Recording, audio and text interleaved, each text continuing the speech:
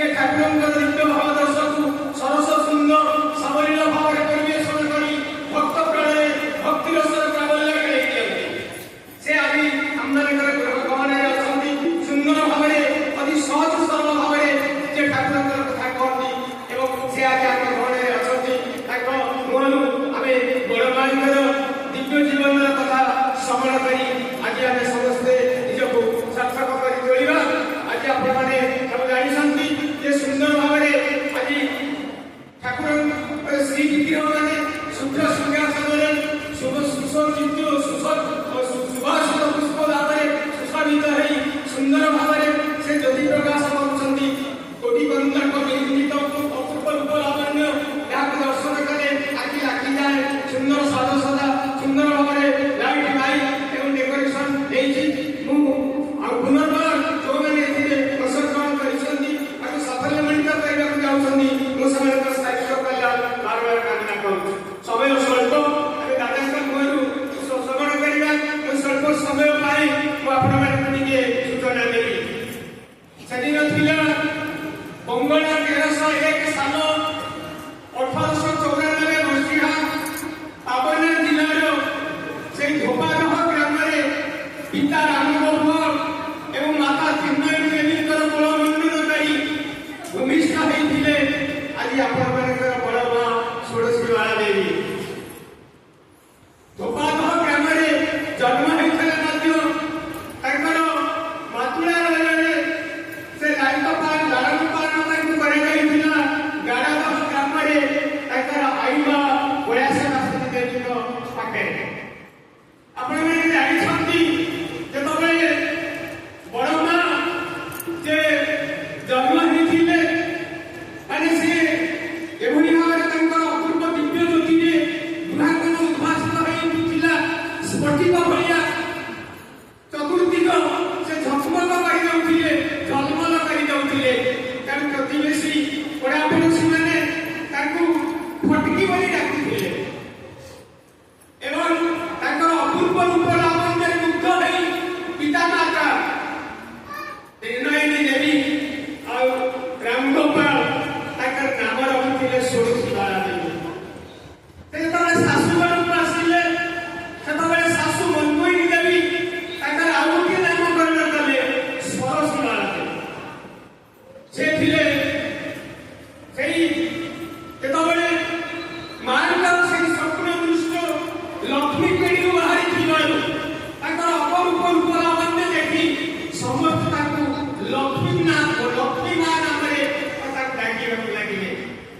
ପରମ ପ୍ରେମ ସେ ଠାକୁରଙ୍କର ଅତି ଆଦରର ଅତି ପ୍ରିୟର ବସ୍ତୁ ସେ ଥିଲେ, ତାଙ୍କୁ ବଡ଼ ବୋଉ ବୋଲି ଡାକିଥିଲେ। ଏଠୁ ଆଜି ଆମ ସମସ୍ତଙ୍କର ପ୍ରିୟ ବଡ଼ ମା, ସେଇ ବଡ଼ ମା ଆଜି ଶୁଭ 133ତମ ଶୁଭ ଜନ୍ମ ଦିବସ। ଖାଲି ଜଗତସିଂହପୁର ସତ୍ସଙ୍ଗ ବିହାରରେ ସମଗ୍ର ବିଶ୍ୱରେ ଖୁବ ଆନନ୍ଦ ଉଲ୍ଲାସର ସହିତ ଆଜିର ଦିନ ପାଳିତ ହେଉଛି। ଆଜି ସର୍ବତ୍ର ମାତୃ ପୂଜାର ଆସର ଏହି ମା ନାମରୁ ଅମୃତ ଭରି ପଡ଼େ। ସେ ସ୍ନେହମୟୀ, କରୁଣାମୟୀ, ଅମୃତମୟୀ ଏବଂ ମା ନାମ ଥରେ ଉଚ୍ଚାରଣ କରିଦେଲେ ମନ ତନୁ ମନ ପ୍ରାଣ ଆନନ୍ଦରେ ପୁଲକିତ ହେଇଯାଏ। ସେଇ ମା ଆଜି ଆସିଛନ୍ତି। ଆଜି ସେଇ ମାତୃ ପୂଜା ସର୍ବତ୍ର ଭକ୍ତି ଶ୍ରଦ୍ଧା ଏବଂ ଆନନ୍ଦ ଉଲ୍ଲାସର ସହିତ ପାଳିତ ହେଉଛି। ଜଗତସିଂହପୁର ସମଗ୍ର ବିଶ୍ୱରେ ପାଳନ କରାଯାଉଛି। এই ବଡ଼ ମାଙ୍କ ସମ୍ପର୍କରେ ଦାଦା କହିଲେ, ମୁଁ ଟିକେ ସୂଚନା ପ୍ରଦାନ କରିବି। ସେ ବଡ଼ ମା ବୋଲି ଆମେ ତାଙ୍କୁ କହୁ। ସେ ସବୁଥିରେ ବଡ଼, ରୂପରେ, ଗୁଣରେ, ଗାଳିମାରେ, ଚାଲି ଚଳନ ଆଚରଣ ସବୁଥିରେ ସେ ବଡ଼। ସେ ହେଉଛନ୍ତି ନାରୀ ଜଗତର ଗୌରବମୟୀ। ସେ ହେଉଛନ୍ତି ନାରୀ ବୀରା। 12 ବର୍ଷର ବାଳିକା ସମ୍ପୂର୍ଣ୍ଣ ଗୃହ କର୍ମରେ ଅନଭିଜ୍ଞ ଷୋଡ଼ଶୀବାଳା ଦେବୀ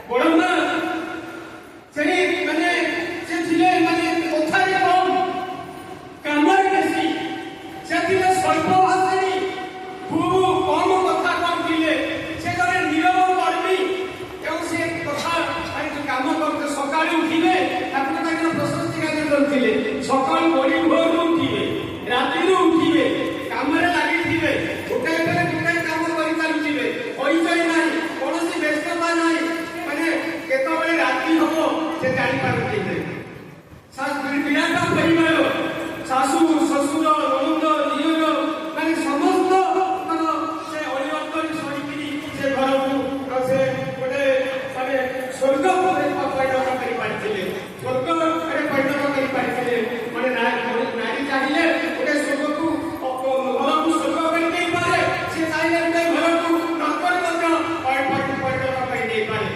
बड़मा जीवन कथा दादा कहे मैंने से दिन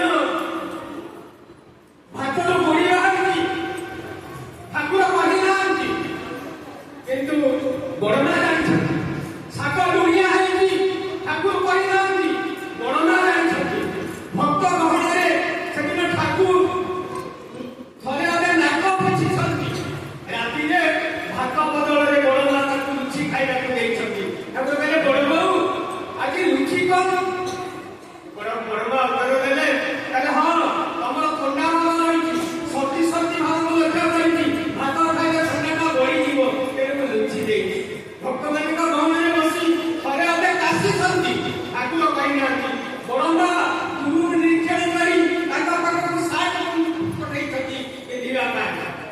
कारण ये होती बड़मा ये सब काया संगे छाया कर पाखे पाखे रही स्वामी को तृप्त करवा खुशी करवा जीवन कामना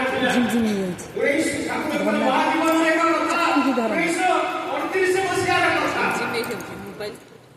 ठाकुर पुरुषोत्तम जगन्नी मनमोहिनीकर देहांत होकर मर शरीर निर्जीव शरीर तले जमी जा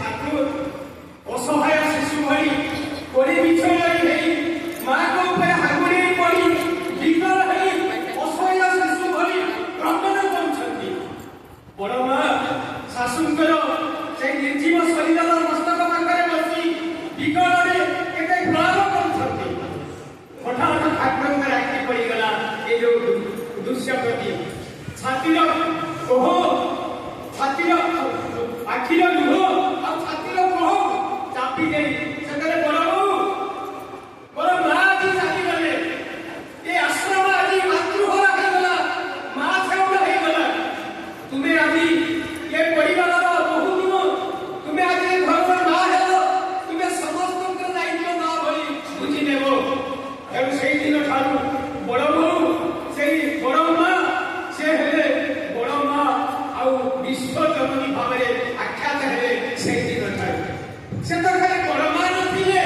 से सबु थे बड़ से जोगमाया से नारायणी से महालक्ष्मी आपने जानी से दिन भवतारिणी माँ जे ठाकुर पाखे रही रोषेईबास साहाय्य करते से भाविले मो बड़ माँ पाखे एते दिन रही अलौकिकता विषय किसी जापारे ना किसी गुण जापारे ना से तो मानते अगस्त्यानी तोर शिष्य पहुंची से दिन भवतारिणी माँ छोट लाइन घर को जाऊँगी पाहाच ऊपर को उठुंट माने आसुंट छोट लाइन घर सीढ़ी ओह्लाऊँ भवतारिणी माँ से दिन बड़ माँ से सीढ़ी घर ऊपर उठुंट छोट लाइन घर देखिए भवतारिणी माँ बड़ माँ जाऊँ मैंने छोट लाइन घर किंतु जब भवतारिणी माँ आसी रोषेई घरे पहुंचुंट देखिए स्वयं बड़ माँ फटो ऊपर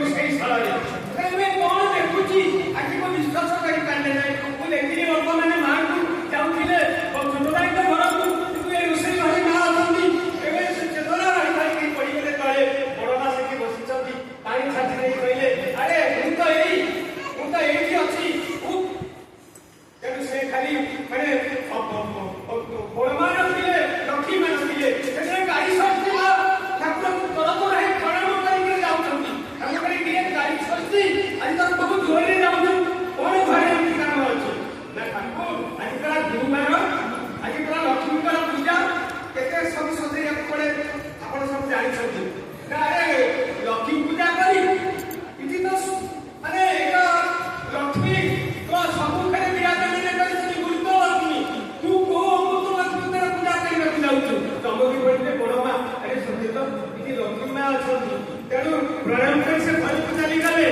पूजा सामग्री सब आनी बड़ माँ पूजा आराधना कले से लक्ष्मी पूजा कर शक्ति माँ तेणु बड़ माँ कथा जिते कहले सब कम हम कथा ये पूजा कर तेणु गुण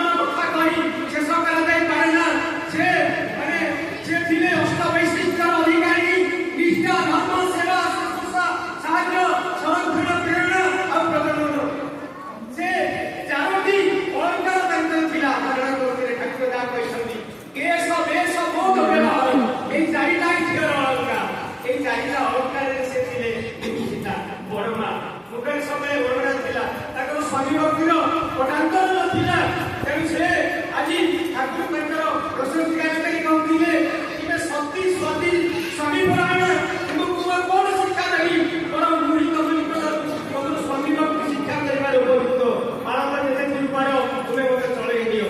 ଯେଉଁ ସ୍ତ୍ରୀ ସ୍ୱାମୀକୁ ସାକ୍ଷାତ ଦେବତା ଜାଣି ସ୍ୱାମୀ ସେବାକୁ ଦେବ ସେବା ମନେ କରି ସ୍ୱାମୀ ସୁଖରେ ସୁଖିନି ଦୁଃଖରେ ଦୁଃଖିନି ହୁଏ ଏଭଳି ଦେବୀ ନିକଟରୁ ଯେଉଁ ନାରୀ ସ୍ୱାମୀ ବିନା କିଛି ହେଲେ ଜାଣେ ନାହିଁ ଏଭଳି ଦେବୀ ନିକଟରୁ ମୋର ଅନେକ କିଛି ଶିକ୍ଷା କରିବାକୁ ଅଛି। ସେ କେବଳ ବଡ଼ ପ୍ରକାର ମା ନୁହେଁ, ସେ ତୋର ମା ମୋର ମା ସାରା ଜଗତର ମା, ସେ ବିଶ୍ୱ କଲାଣି। ମୁଁ ତାଙ୍କୁ ପ୍ରଣାମ କରୁଛି। ତେଣୁ ଯାହାଙ୍କର ପ୍ରଶସ୍ତି ଗାନ କହିଥିଲେ ଆଜି ଏ ପବିତ୍ର ଦିନରେ ଯେଉଁ ମହାମାରୀ ଆଜି ବଡ଼ ମାଙ୍କର ଜନ୍ମୋତ୍ସବ ପାଳନ କରୁଛନ୍ତି ଯଦି ସେମାନେ ପ୍ରକୃତରେ ମାଙ୍କର ଏଇ ଚରିତ୍ର ଆଚରଣକୁ ଜୀବନରେ ଚରିତ୍ରାୟିତ କରନ୍ତି ତାହେଲେ ଆଜିର ଏଇ ଜନ୍ମୋତ୍ସବ ପାଳନ ସାର୍ଥକ ହେଉଥିବ। ପରମ ପ୍ରେମ ଠାକୁରଙ୍କ ଶିବ କରୁ ମା ମାନଙ୍କ ଉଦ୍ଦେଶ୍ୟରେ